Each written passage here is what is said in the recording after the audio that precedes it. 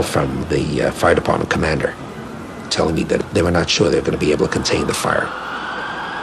And I said, you know, we've had such terrible loss of life. Maybe the smartest thing to do is pull it. And they made that decision to pull, and then we watched the building collapse.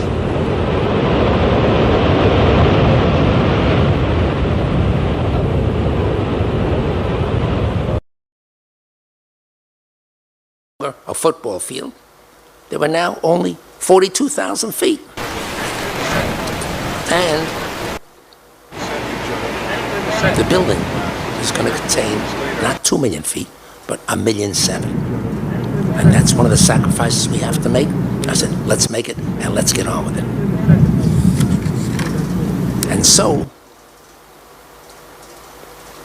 next thing you know, we've got the designs of a building.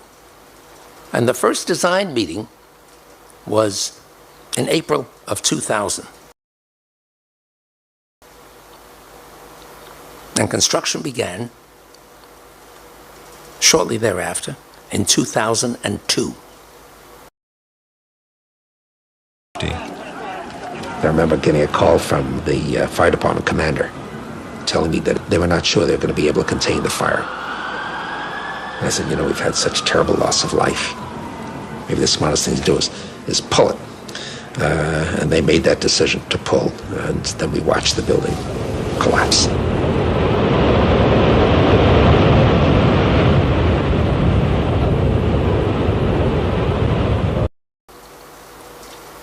And we went to finance the building with Liberty bonds, construction bonds from the Liberty Bond program that was initiated by the federal government to enable us to rebuild the Trade Center.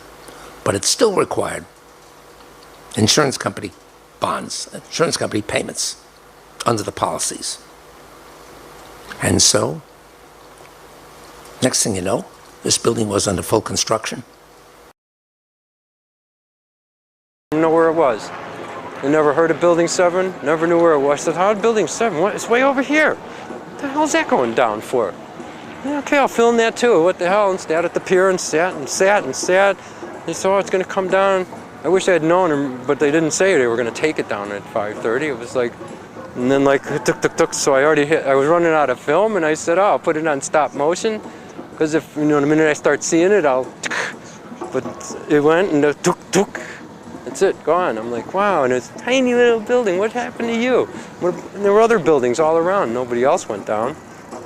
And like, and again, I got asked. I'd never seen in my life steel buildings falling. That was why they built them. They said they were safer. They didn't burn.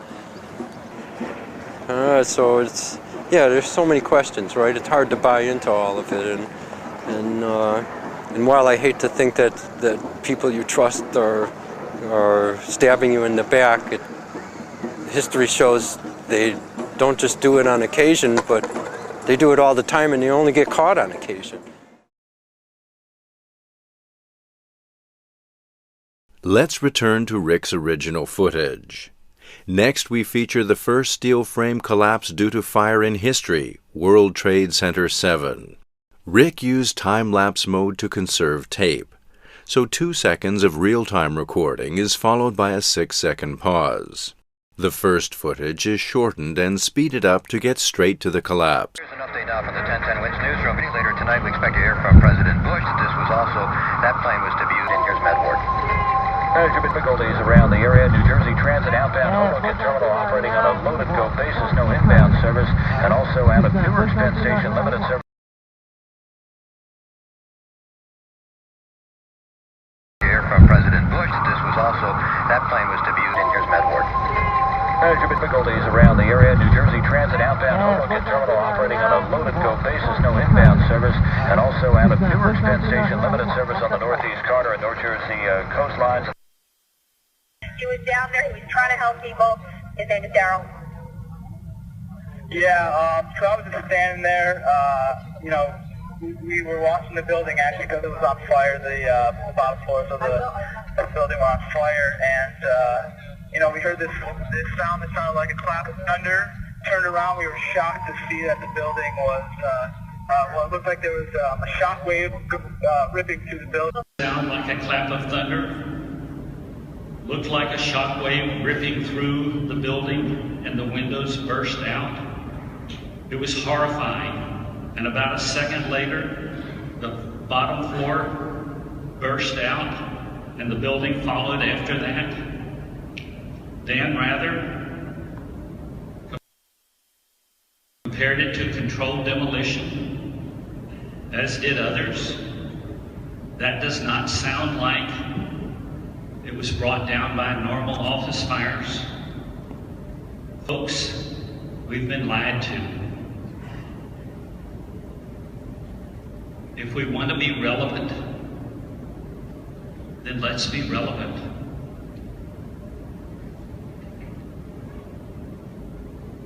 I am a veteran of the Vietnam War. The U.S. involvement in Vietnam started after the Gulf of Tonkin incident, which was a lie. That war led to 55 or 56,000 Americans being killed.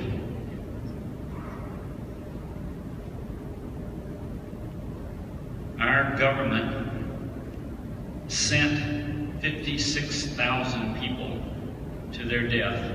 It was based on a lie. We are now in the midst of a couple of wars based on a lie.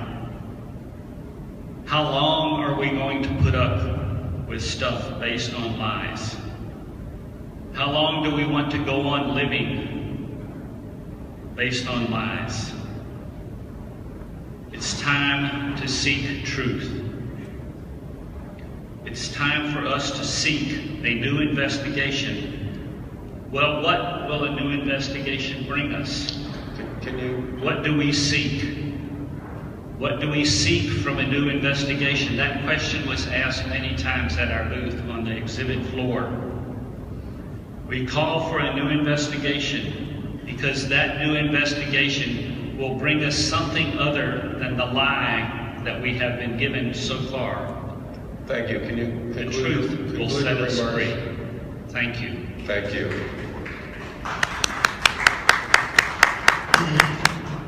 Okay, so we are now going to go to the vote on the resolution itself.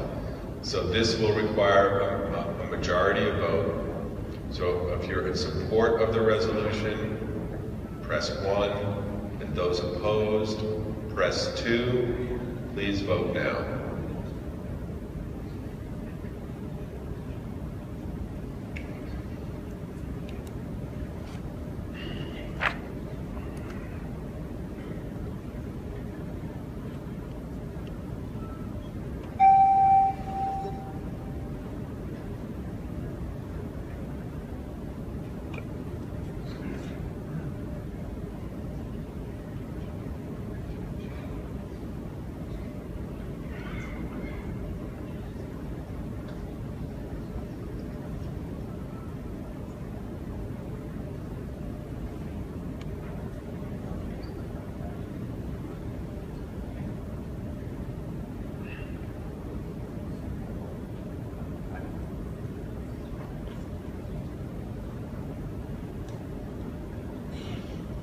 Okay, the negative has it, and the resolution has failed.